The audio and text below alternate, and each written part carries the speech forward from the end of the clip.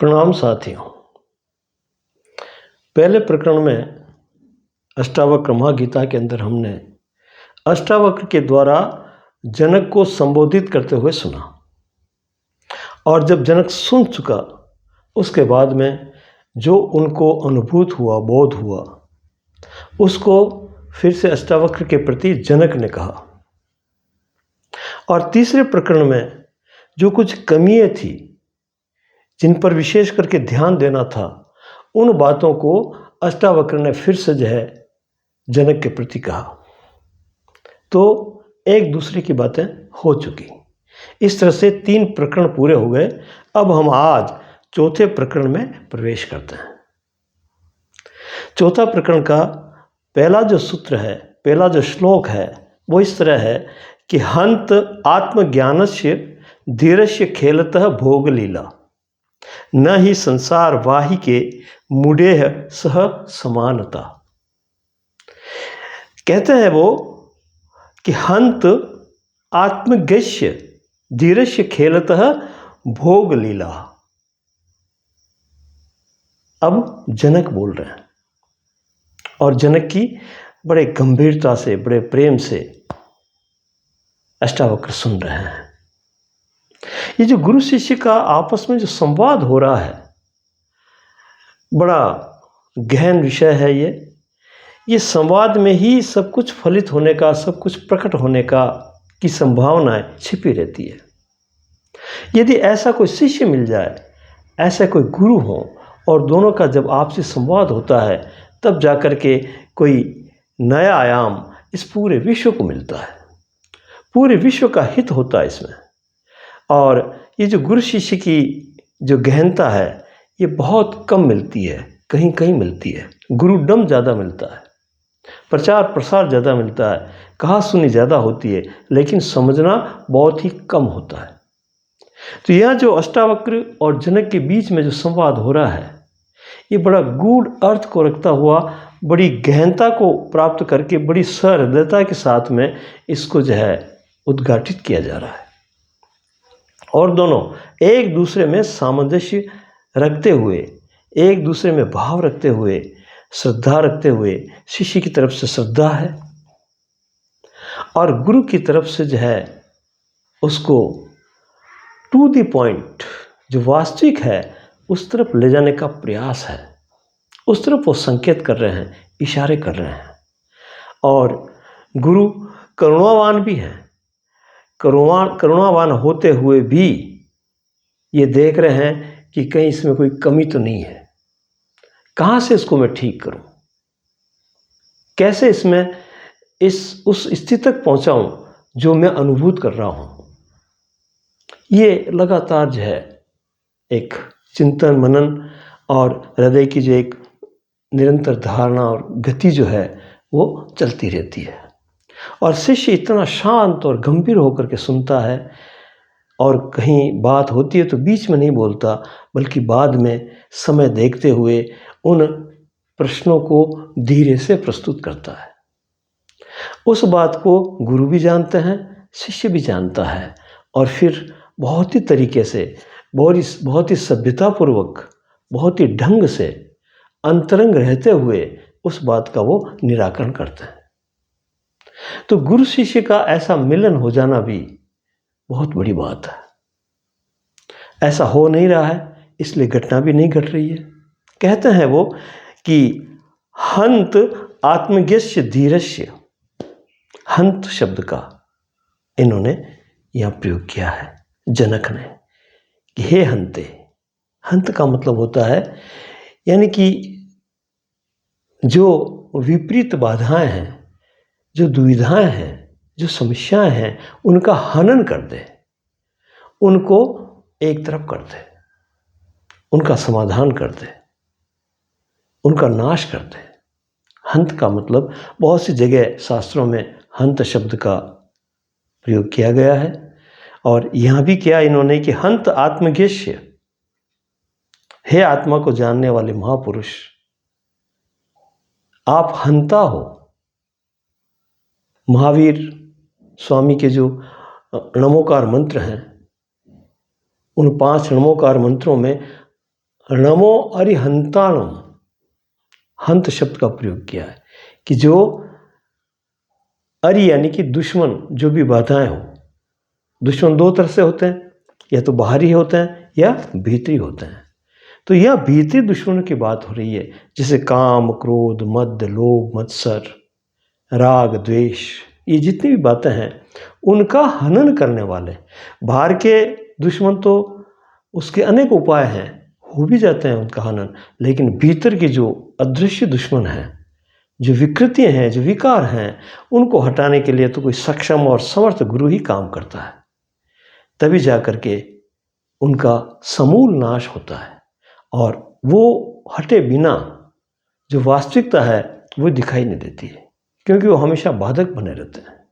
तो इसलिए हंत शब्द से इनको संबोधित किया है जनक ने अष्टावक्र को, और कहा है कि हंत आत्मज्ञेष्य, हे आत्मा को जानने वाले महापुरुष, हे सब समस्याओं को निवारण करने वाले, बाधाओं को हटाने वाले, भ्रम को हटाने वाले और वास्तविकता की ओर ले जाने वाले, धीरस्य खेलतः भोग लीला, जो धीर पुरुष है, जो आत्मज्ञानी है, आत्मा में स्थित है, वह जितने भी इंद्रिय गण हैं उनकी सारी लीलाओं को जानता है।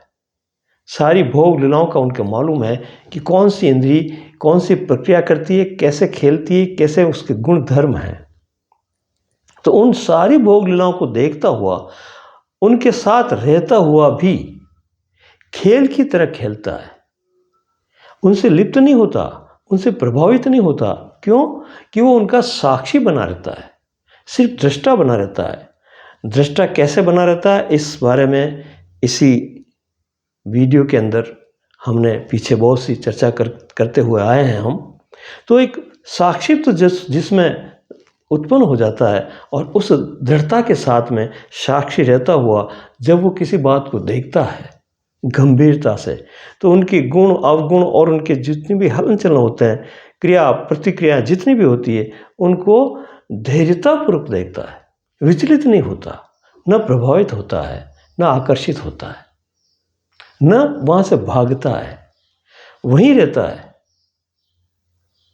ऐसा धीर पुरुष ही भोग लीलाओं को देखते हुए भी विचलित नहीं होता, और ऐसा व्यक्ति विरला ही होता है, कहीं कहीं ही होता है, जो अच्छी तरह से समझ गया, जिस पर अच्छे अनुभूत गुरु का जो है सानिध्य मिल गया जिसको, और उसने भी बड़ी श्रद्धा से उस चीज़ को ग्रहण कर लिया, वो व्यक्ति इस संसार में भोग लीलाओं को देखता हुआ भी विचलित नहीं होता, दुखी नहीं होता, और न सुखी होता है।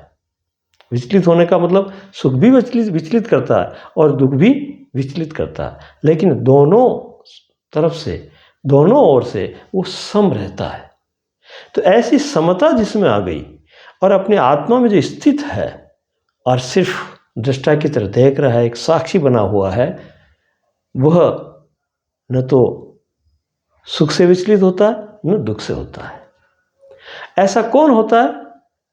तो दूसरे श्लोक के दूसरे भाग में कहा है कि न ही संसार वाहिके, संसार का वहन करने वाले, संसार के बोझ को ढोने वाले। संसार का बोझ क्या है? चिंताएं हैं, इच्छाएं हैं, दौड़ धूप है, कहीं ये न हो जाए इस तरह का भय है।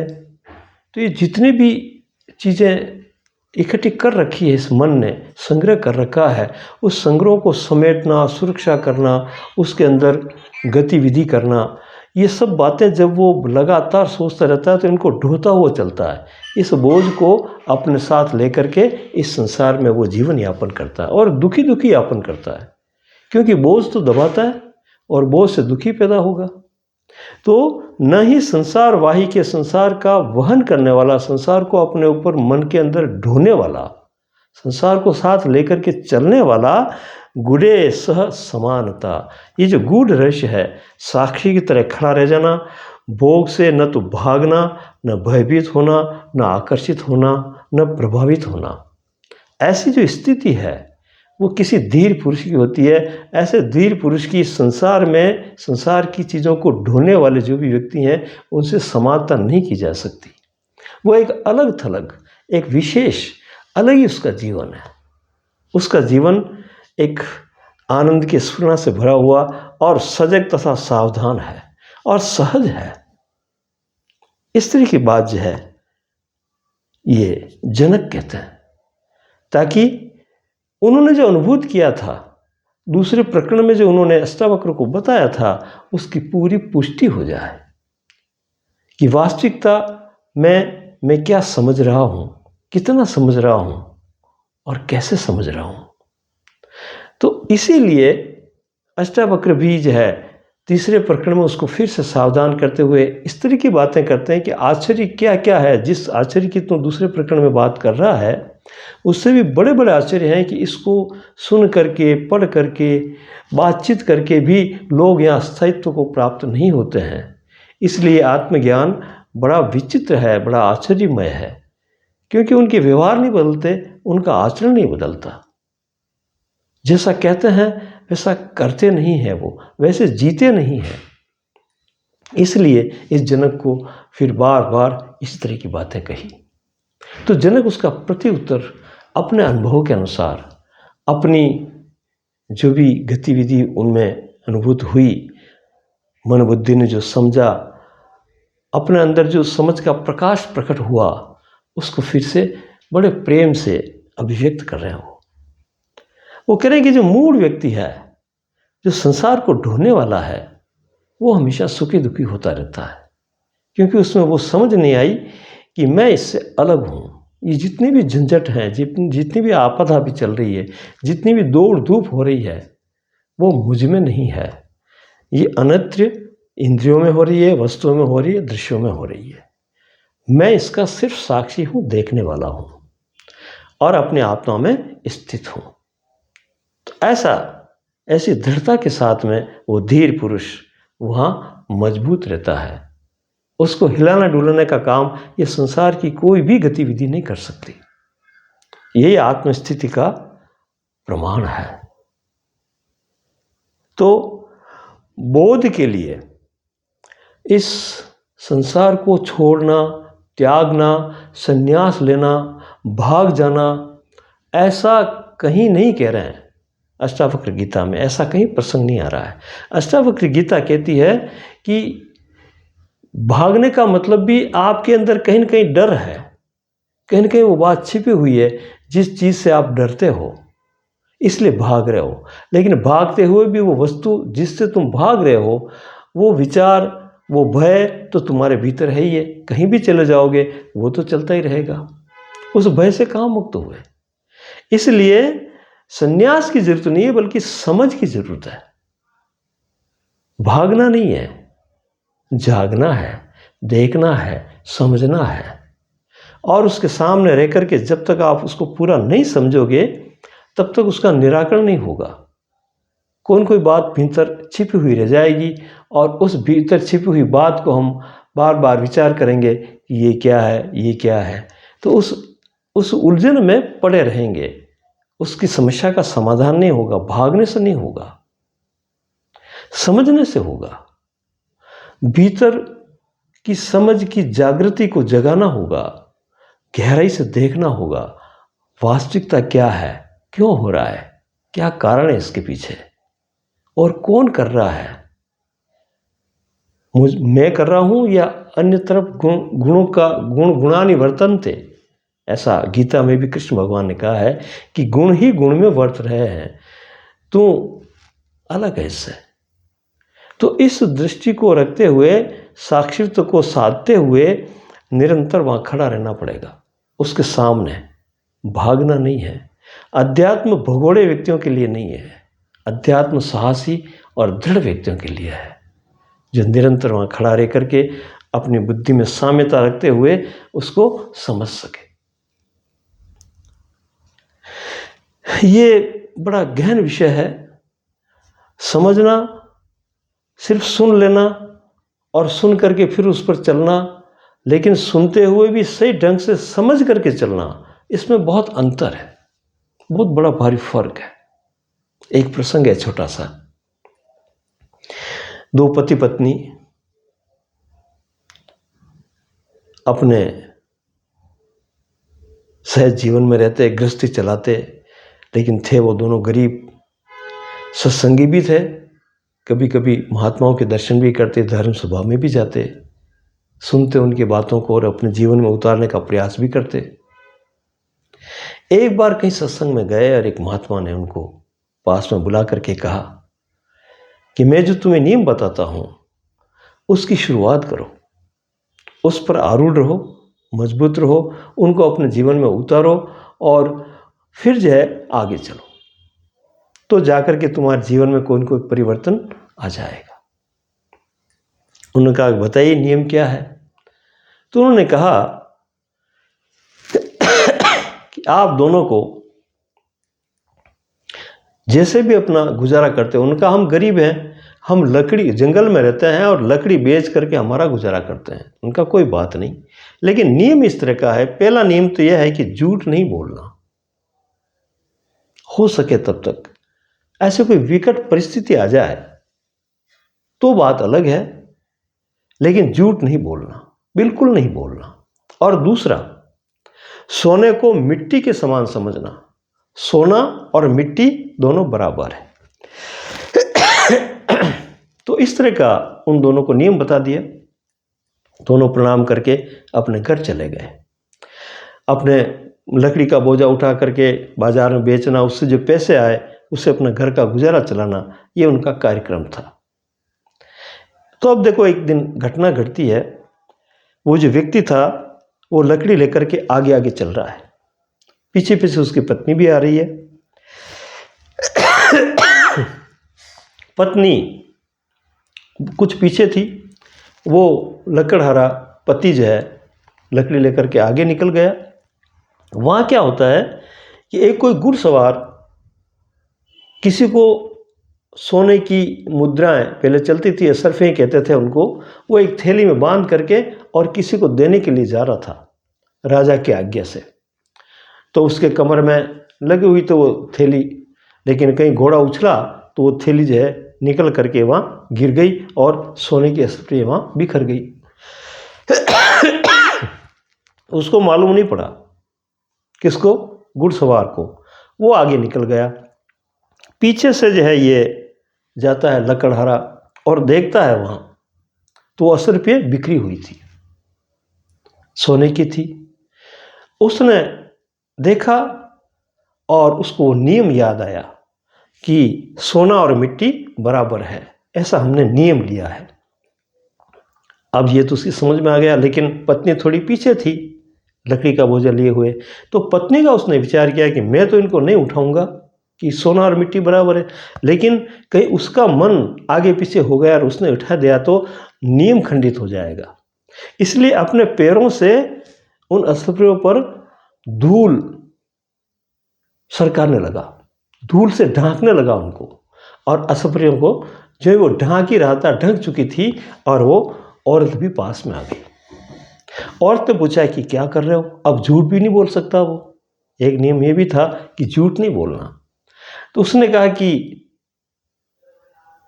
मैं जो है यहाँ कोई सोने की 80 रुपये पड़ी हुई थी, किसी की गिर गई, तो मैंने देखा कि कहीं तूने उठा ले, इसलिए जो है मैंने पाँव से इसको दूर से ढक दिया ताकि तुझे दिखे नहीं और तेरा नियम न टूटे।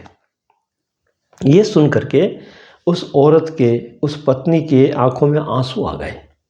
तो आंसू देख करके उस व्यक्ति ने कहा कि भाई मैं तो अपने नियम पर हूँ, लेकिन अगर तुझे लेने की इच्छा हो रही है तो ले लो, मैं कुछ नहीं कहूँगा। पत्नी ने कहा कि लेने देने की बात नहीं हो रही है। तो पति ने कहा कि क्या बात हो रही है फिर? कि आप उस नियम को पूरा समझे नहीं। आप उस नियम को सुना जरूर आपने और उसको निभा भी रहे हो, लेकिन उसकी जो सार गर्भिता है, जो वास्तविकता है, वो आपके अंदर नहीं उतरी, आपकी समझ में गहरी नहीं गई। पत्नी बोला ऐसी क्या बात है? तो उसने कहा कि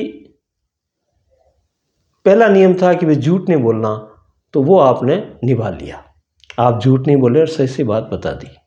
दूसरा नियम था कि सोना और मिट्टी दोनों बराबर, मिट्टी और सोने में कोई भेद नहीं, एक जैसे। लेकिन आप में अभी तक भेद है। उसने कहा कैसे?